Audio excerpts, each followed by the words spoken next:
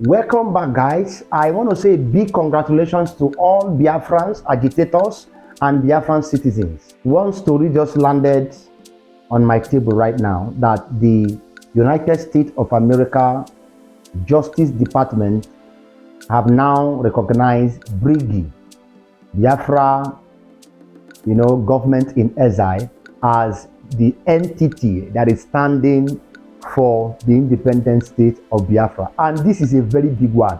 You can go to their website, you can see it right there. They just published it. To me, I take this to be a very big achievement. I take this to be a very massive achievement. If the Justice Department, all right, in the United States of America can recognize BRGIE, I don't think there is any state, any country that cannot recognize BRGIE, because the Justice Department is very important in every state.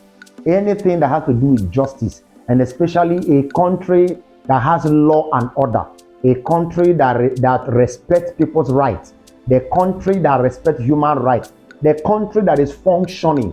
If the United States of America Department of Justice can recognize the Biafra Government in Exile, which is being led by Mazi Simon Ekpa, then it is a big win. It's a very big win. It's a very big win. And this thing happened in the midst of this arrest. This whole thing happened in the midst of this brouhaha. This whole thing happened in this same period that is stipulated to declare Biafra on the 2nd of December 2024. So this news is a big one. I don't know what you think about this news. I don't know what you think about it. I don't know what you think that the impact of this recognition can do, all right, for the Biafrans. The impact of this recognition is very big. I see it to be a very great one. It's a very win. And I say kudos to the Biafra Republic Government in Exile. All right, if you're a Biafran out there, you can clap for them, because this is a very big one. It has never been held that, a Biafra Government in Exile had been recognized by the Department of Justice in the United States of America. Is a big one. Kudos. Kudos. Now, secondly, we also heard that Simon Ekpa is out, that he had been released. Yeah, we also heard that he had been released because where he was held, he's not supposed to stay there more than 3 days. And they said he wouldn't have access to social media, all right? That he will not operate anything until the case is done. The case is not over, but he's not in cell. He's not in prison. He's not in cell, he's not in prison. Before the case can get to cell and prison, the case must go to court and they must see that he is not innocent. But as it stands now, with all evidences and with the thing that is coming out, it seems he is very innocent. You can listen to what this Hemi said. Let's talk about the breaking news coming out of Finland, where I'm learning that Simon Ekpa will not be expelled or suspended from his political party in Finland. The National Coalition Party is the ruling party in Finland, NCP, and I spoke to one of the top leaders in the party today from Finland via phone. And he told me that every member of the party's actions are theirs. They're responsible for their own actions. And they await the results of the investigation with Simon. However, no one is expelled from the party for anything. That's good news for Simon there. He sits on a municipal board. They also told me that Simon may not be running for office in April because his name is not in the list of candidates, but he could change his mind at any time.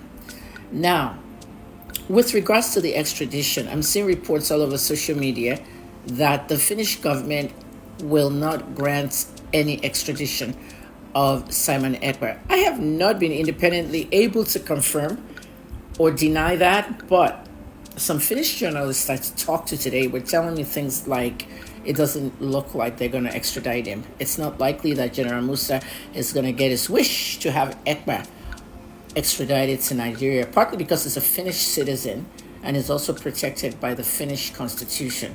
There's no reason for the Nigerian government to be asking for an extradition. They're just going to kill him, and that's a trap. Now, finally, it's really a big shame because last night, the Finnish government television, the state-owned television, was showing a lot of atrocities in Nigeria. This journalist was telling me last night that they were doing documentaries and things about Nigeria and all the atrocities going on with terrorism and kidnappings and everything. And they showed a lot of the southeast of Nigeria, where Ekpa is from. They showed the northeast, where Boko Haram is stationed, and years of bombing and suicide bombings and everything. The unknown gunmen, issue and all that was shown yesterday on Finnish TV. Now, you know that Finland is showing the bad side of Nigeria now. How on earth do we expect them to take Simon and hand him over to Nigerian authorities? That's not going to happen. The Nigerian authorities have to focus on what's going on in the southeast so they can end it. There is a secret genocide going on in there. They should check the police and the army, all stationed in there. They're killing Igbos. I'm Dr. Kemi. I'm the only one that's going to tell you the truth, okay? I can't report this on mainstream media. They wouldn't hire me to do that. But independently, all my investigations for years, it's not like overnight, I've seen this happen. All right, so you have just heard what you just said. This is a proven sign that the Finland government is not the same thing like the Nigerian government. One assurance you must have is that Simon Ekpa will never be repatriated to Nigeria because he didn't commit the crime that the Nigerian government accused him of, based on the speculations, based on the fact and the realities, that have been seen so far. And also the BRGIE department, they're already warming up. Some of them, they're already warming up for the Biafra convention in Finland to redeclare Biafra. And this is going to be a very big thing. It's going to be a very big thing.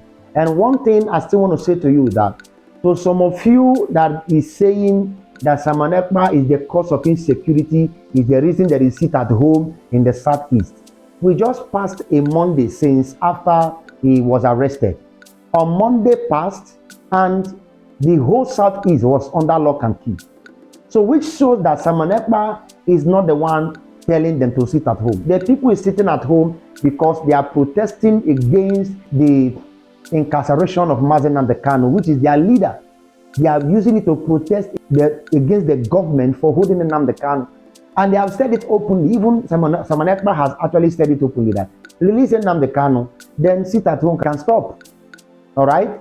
Many things, but they don't want to release him and they want these things to stop. So how possible is that? So the people sat at home, nobody shoot anybody, nobody paraded anybody. Everyone was sitting at home. All the market was under lock and key. So now that Simon Ekpa have not been making news, have not been making broadcasts for the past days, getting the weeks now, all right, who now told them to sit at home? It's because they were sitting at home confidently and by their personal will. And you can't force somebody to do what they don't want to do.